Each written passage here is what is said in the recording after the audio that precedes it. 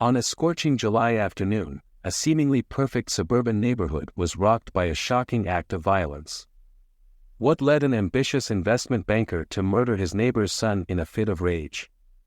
Dive into the hidden secrets and unravel the tragic story that forever changed the lives of the Allen and the Lewis. How did a chance encounter between Jennifer Allen and Philip Lewis ignite a forbidden affair? What drove Ronald Allen to a violent outburst that resulted in a young man's death? How did the Riverside community react to the shocking revelations and the trial's outcome? What unforeseen plot twist emerged during the trial that left everyone in disbelief? Welcome to Truth in Crime Case Files. Today, we delve into a harrowing case that rocked the community.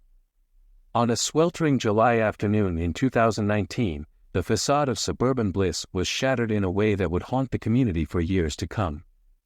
At the center of this tragedy were the Allen, Ronald, a 45-year-old investment banker with a reputation for his work ethic and community involvement, and his wife Jennifer, a 43-year-old part-time yoga instructor known for her vibrant personality and infectious laugh. They had been fixtures in the community for over a decade, their seemingly perfect marriage the envy of many. Next door lived the Lewis, Holland, a widow, and her 19-year-old son Philip, a college sophomore home for the summer. The Lewis had moved in 5 years ago, and while they kept to themselves more than most, they were generally well-liked by their neighbors. No one could have predicted that these ordinary lives would collide in such a catastrophic way. Ronald Allen had always been driven by ambition. Born to working-class parents in rural Iowa, he had clawed his way up the social ladder through sheer determination and an almost obsessive work ethic. By his early 30s, he had established himself as a rising star at a financial company. His colleagues admired his sharp analytical mind, and his clients appreciated his no-nonsense approach to wealth management. Jennifer Sinclair, as she was known before her marriage, had a different trajectory. The daughter of a college professor and an artist, she grew up in a household that valued creativity and self-expression. She studied modern dance at the university, dreaming of a career on stage. However, a knee injury in her senior year derailed those plans, leading her to pivot towards yoga and wellness coaching. Their paths crossed at a charity gala in 2003. Ronald, already successful but lacking in social graces, was immediately drawn to Jennifer's vivacity and charm. For Jennifer, Ronald represented stability and the promise of a comfortable life that would allow her to pursue her passions without financial worry. They married a year later in a lavish ceremony that was the talk of their social circle. The early years of their marriage were happy ones. Ronald's career continued to flourish, and he took pride in providing Jennifer with the life he felt she deserved. Jennifer, for her part, threw herself into being the perfect corporate wife, hosting dinner parties and attending social events that were crucial for Ronald's networking. She also began teaching yoga part-time at an upscale studio, finding fulfillment in helping others achieve balance and inner peace. But as the years wore on, cracks began to appear in their carefully constructed life. Ronald's work hours grew longer, his ambition pushing him to chase ever bigger deals and clients. He was rarely home before 9 p.m., and even when he was physically present, his mind was often elsewhere, constantly checking his phone for emails or market updates. Jennifer, approaching her 40s, found herself increasingly restless. The yoga classes and charity committees that once filled her days now felt hollow. She began to question the choices that had led her to this point, wondering if she had traded her dreams for a gilded cage. The couple's failure to conceive, despite years of trying, added another layer of strain to their relationship. By the summer of 2019, the Allen marriage was a carefully maintained facade. To the outside world, they still appeared to be the golden couple. Ronald continued to excel at work, recently closing a deal that put him in line for a partnership. Jennifer's yoga classes were more popular than ever, her students drawn to her warmth and apparent serenity. But behind closed doors, they were virtual strangers. Conversations, when they happened, were perfunctory and centered around schedules and social obligations. Physical intimacy had become a rare occurrence, each touch laden with unspoken resentments and unfulfilled expectations. Neither Ronald nor Jennifer was willing to admit, even to themselves, how far they had drifted apart. It was easier to maintain the illusion, to go through the motions of a happy marriage, than to confront the emptiness that had grown between them. Little did they know that this unacknowledged chasm in their relationship was about to become the catalyst for a tragedy that would shatter not just their lives but the entire community of Riverside. The Lewis had moved into the house next door to the Allen in 2014, following the death of Holland Lewis's husband, Dr. Reginald Lewis, a respected oncologist. Reginald had succumbed to the very disease he had spent his life fighting, leaving Holland to raise their son Philip alone. Holland, a soft-spoken librarian, had initially struggled to adjust to life in the new community. The move from their modest home in St. Paul had been necessary to escape the memories that haunted every corner of their old house, but the affluent suburb felt alien to her. She found solace in her books and in tending to the garden that soon became the envy of the neighborhood. Philip Lewis was 14 when they moved in, a lanky, introverted teenager more comfortable with computers than with people. The transition to a new school had been difficult, and he often found himself the target of bullies who mocked his second-hand clothes and quiet demeanor. It was during this time that Ronald Allen had taken Philip under his wing, offering him a job mowing lawns and doing odd jobs around the neighborhood. Over the next 5 years, Philip had blossomed. The awkward teen grew into a handsome young man, his natural intelligence finally finding an outlet in his computer science studies at the university. Despite his growing confidence, Philip remained devoted to his mother. He worried about her isolation and loneliness and made a point of coming home most weekends, even when his friends were planning parties or road trips. It was on one of these weekend visits in early June that he first encountered Jennifer Allen in a new light. Holland had always been grateful for the Allen kindness, particularly Jennifer's efforts to include her in neighborhood activities. She often spoke of Jennifer's generosity, unaware of the complex emotions brewing beneath the surface of her son's polite nods. The spark that ignited the affair between Jennifer Allen and Philip Lewis was as unexpected as it was intense. It happened on a balmy evening in early June, during one of the Allen legendary summer barbecues. Ronald, as usual, was holding court near the grill, regaling his colleagues with tales of his latest financial coup. Jennifer, feeling particularly isolated amidst the crowd, had retreated to the relative quiet of the pool house to replenish the ice bucket. Philip, who had been reluctantly dragged to the party by his mother, chose that moment to seek refuge from the noise and forced socializing. He entered the pool house, not realizing it was occupied, and found Jennifer struggling with a large bag of ice. Their eyes met, and in that instant, something shifted. He moved to help her with the ice, their hands brushing. They stood there momentarily frozen, the cold of the ice contrasting sharply with the heat building between them. It was Jennifer who broke the silence, her voice husky as she thanked him. Philip, usually so articulate, found himself stammering in response. That brief encounter set the stage for what was to come. Over the next few weeks, Jennifer and Philip found themselves manufacturing reasons to be in each other's company. It started innocently enough, with Jennifer asking Philip for help with her laptop.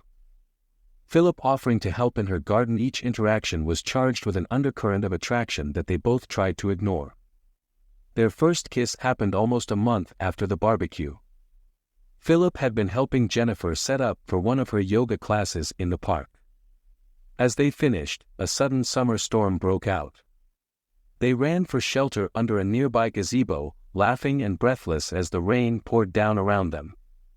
Jennifer looked at Philip and felt a surge of desire she hadn't experienced in years. Before she could think better of it, she leaned in and kissed him. From that point, their affair escalated quickly. They were reckless, driven by a combination of Philip's youthful passion and Jennifer's desperation to feel alive again. They met in secluded spots around town, in the back row of the local cinema, in a hidden corner of the public library, and most dangerously, in the Allen home when Ronald was at work. Each encounter left them craving more, the gulf in their ages forgotten in the heat of their stolen moments. Jennifer felt rejuvenated, rediscovering parts of herself she thought long lost. Philip, for his part, was intoxicated by Jennifer's experience and the taboo nature of their relationship. But as the summer wore on, the strain of maintaining their secret began to show. Close calls became more frequent, a neighbor almost catching them in an embrace, a suspicious glance from Holland when Jennifer's name came up too often in conversation. The guilt, too, started to weigh on them both. Philip struggled with the knowledge that he was betraying Ronald, a man who had been nothing but kind to him. Jennifer found herself lying more and more to her husband, each deception another crack in the foundation of her marriage. Yet despite the risks and the guilt, neither seemed able to end. The affair were lost in a whirlwind of passion and need, blind to the devastating consequences that loomed on the horizon. July 15, 2019, dawned hot and humid, the air heavy with the promise of an approaching storm. It was a Monday, and Riverside stirred to life as its residents prepared for another week of work and routine. For Ronald Allen, it began like any other day. He rose early, donned one of his impeccably tailored suits, and left for the office before Jennifer had even stirred from sleep. Jennifer woke later, her mind already racing with plans for the day ahead. Ronald had informed her the night before that he would be working late, a crucial client dinner that could seal his partnership deal. For Jennifer, this meant an opportunity. She sent a text to Philip, her heart racing as she suggested he come over in the afternoon. Philip, who had been agonizing over the affair for days, saw the message as a chance to end things face to face. He replied with a simple, "Okay," resolving to break it off before the situation spiraled further out of control. The day passed slowly for both of them. Jennifer went through the motions of her morning yoga class, her usual serenity replaced by a nervous energy that her students couldn't help but notice. Philip, at his summer job, found it hard to focus on the lines of code on his screen, his mind constantly drifting to thoughts of Jennifer and the conversation to come. At 2:30 p.m., Philip made his way next door, glancing furtively around to ensure none of the neighbors were watching. Jennifer ushered him in quickly, her face flushed with a mixture of excitement and anxiety. It was Philip who broke the silence, starting to say that they needed to talk. But Jennifer, misreading his intention and driven by a desperate need to feel desired, cut him off with a passionate kiss. Despite his reservations, Philip found himself responding, his resolve weakening in the face of Jennifer's intensity.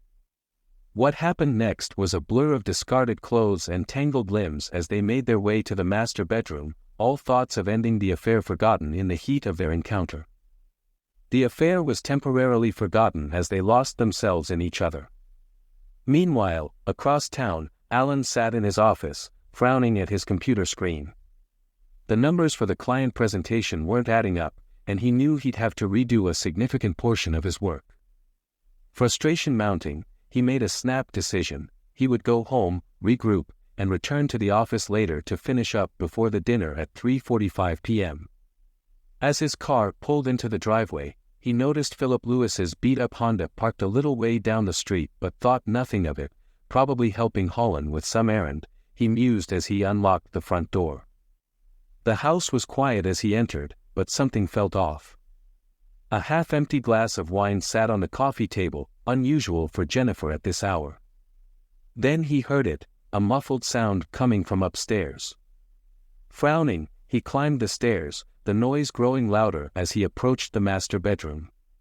What he saw when he opened the door would be forever seared into his memory. His wife, the woman he had loved for 15 years, was in their bed with Philip Lewis, the 19-year-old guy he had mentored and trusted. With a roar of rage and pain, Alan lunged forward, his hands, so used to manipulating numbers and shaking on business deals, now curled into fists as he grabbed Philip, yanking him off the bed. Jennifer screamed, scrambling to cover herself and separate the two men, but her efforts were in vain. Alan's first punch caught Philip squarely in the jaw, sending the younger man stumbling backward. Driven by adrenaline and fear, Philip fought back. The two men grappled, crashing into the dresser and sending framed photos and trinkets scattering across the floor. In the chaos, no one noticed the heavy crystal bookend that fell from the dresser's top. No one saw it until Alan, in a fit of blind rage, grabbed it and brought it down on Philip's head with a sickening thud. The sound seemed to echo in the sudden silence that followed. Philip crumpled to the floor, blood pooling rapidly around his motionless form. Jennifer's scream pierced the air as the full horror of what had just transpired hit them all. In that moment, as storm clouds gathered outside and sirens wailed in the distance, the lives of everyone involved changed irrevocably. The idyllic facade of Riverside had been shattered, and nothing would ever be the same again. The piercing wail of police sirens shattered the usual tranquility of the community. Neighbors peered out from behind curtains, curiosity mingling with apprehension as squad cars and an ambulance screeched to a halt in front of the Allen residence. The first officers on the scene were met with a tableau of horror that would haunt them for years to come. Inside, they found a shell-shocked Allen, his hands covered in blood, sitting on the edge of the bed with his head in his hands. Jennifer, barely clothed and hysterical, stood nearby. The room bore all the marks of a violent struggle: overturned furniture, shattered glass, and smears of blood on the hardwood floor. Detective Donna, a veteran of the police department's homicide unit, took charge of the scene. Her first priority was securing medical attention for Philip Lewis. As paramedics worked feverishly to stabilize him, Donna began the delicate process of piecing together the events that had led to this tragedy. Ronald, still in a state of shock, was taken into custody without resistance. Jennifer was separately questioned. Their fragmented and emotional stories painted a picture of long-simmering marital discord that had exploded into violence. As word spread through the neighborhood, a crowd began to gather at the police cordon. Among them was Holland Lewis, who collapsed in grief when informed of her son's critical condition. She was quickly whisked away to the hospital, where Philip was fighting for his life in the intensive care unit. The investigation moved quickly. Forensics teams combed through the Allen home, collecting evidence and taking photographs. The crystal bookend, now a potential murder weapon, was carefully bagged and tagged. Neighbors were interviewed, their statements adding context to the relationships between the Allen and the Lewis. One neighbor recalled hearing raised voices from the Allen house earlier that afternoon but had dismissed it as a television playing too loudly. Another mentioned seeing Philip enter the Allen home around 2:30 p.m., noting it because he thought it odd given Ronald's usual work schedule. As night fell, the gravity of the situation became clear. Philip Lewis was pronounced dead at 9:47 p.m., never having regained consciousness. The charge against Ronald Allen was elevated from assault to second-degree murder. In the days that followed, more details emerged. Jennifer, racked with guilt and facing intense scrutiny, admitted to the affair with Philip. Her statement, given through tears at the police station, provided a timeline of their relationship and the events leading up to that fateful afternoon. Ronald, advised by his hastily retained attorney, remained silent, but his colleagues at the company painted a picture of a man under immense pressure, working long hours in pursuit of a partnership that had seemed within reach. None, however, had suspected the depth of his marital problems or the capacity for violence that had been unleashed. The case against Ronald Allen was building, but Donna knew that in the court of public opinion, there would be no clear villains or heroes in this story, only victims, each in their own way, of the secrets and lies that had finally come to light in the most devastating manner possible. No one, however, expected the plot twist that was about to come, a twist that would shock everyone, including the Allen. The Allen trial began on a crisp autumn morning 6 months after the events that had shaken Riverside to its core. The county courthouse, a stately building of red brick and white columns, was surrounded by reporters and curious onlookers. Inside, the tension was palpable as the judge called the court to order. Prosecuting attorney Sharon Garcia, known for her sharp mind and even sharper tongue, laid out the state's case in her opening statement. She painted a vivid picture of Ronald Allen as a man consumed by rage and jealousy who had brutally murdered a young man in the prime of his life. Garcia's words were measured but impactful, her gaze sweeping across the jury as she promised to prove Allen's guilt beyond any reasonable doubt. The defense attorney countered with a narrative of his own. He portrayed Ronald as a devoted husband and pillar of the community, pushed to the brink by a betrayal of the deepest kind. Sterling suggested that the death was a tragic accident, the result of a confrontation that had spiraled out of control. As the trial progressed, a parade of witnesses took the stand. Forensic experts testified about blood spatter patterns and the force required to cause Philip's fatal injury. Neighbors recounted the events of that day, and character witnesses spoke to the personalities and reputations of both Ronald and Philip. However, it was Jennifer Allen's testimony that captivated the courtroom. Over 2 grueling days on the stand, she laid bare the disintegration of her marriage and the evolution of her relationship with Philip. Her voice trembled as she described the moment Ronald had walked in on them and the horror of watching the confrontation unfold. Under cross-examination, Sterling tried to paint her as an unfaithful wife whose actions had driven her husband to temporary insanity, but Jennifer held firm, accepting her part in the tragedy while insisting that nothing justified Philip's death. Holland Lewis's testimony was brief but powerful. Still grief-stricken, she spoke of her son's kindness and his dreams for the future, all cut short in an act of violence. Her quiet dignity in the face of unimaginable loss moved many in the courtroom to tears. As the trial neared its end, all eyes turned to Ronald Allen. Against his lawyer's advice, he chose to take the stand. His testimony was a study in contrasts, moments of apparent remorse interspersed with flashes of the anger that had led to Philip's death.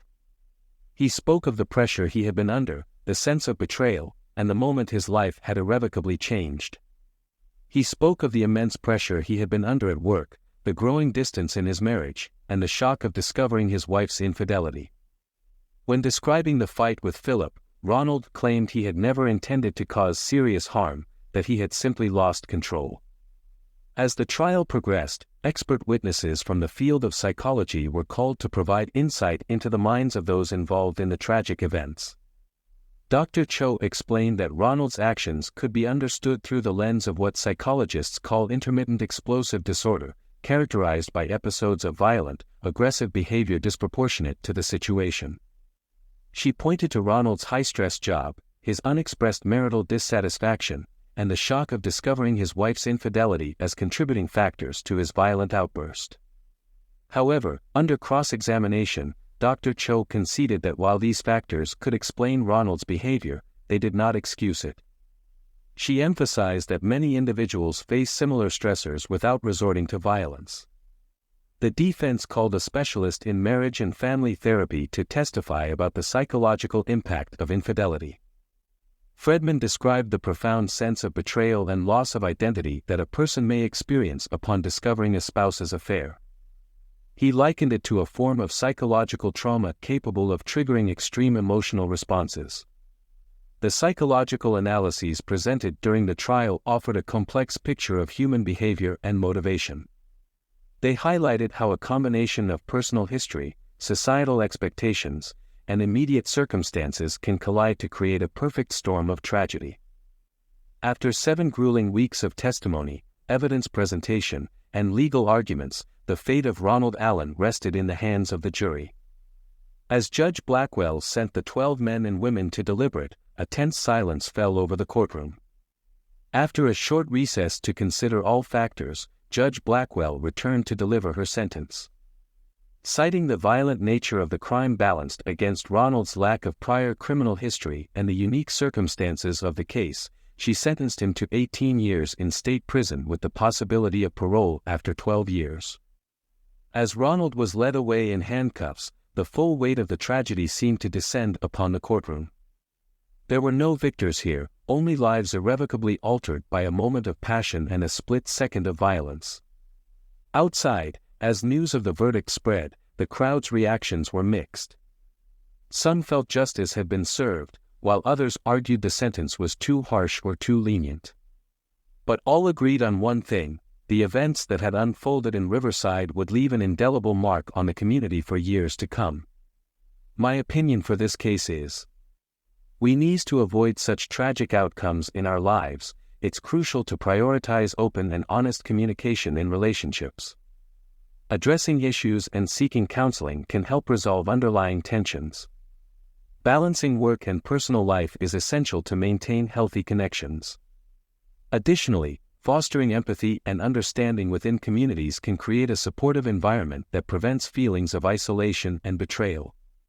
Hey, Truth in Crime Case Solvers.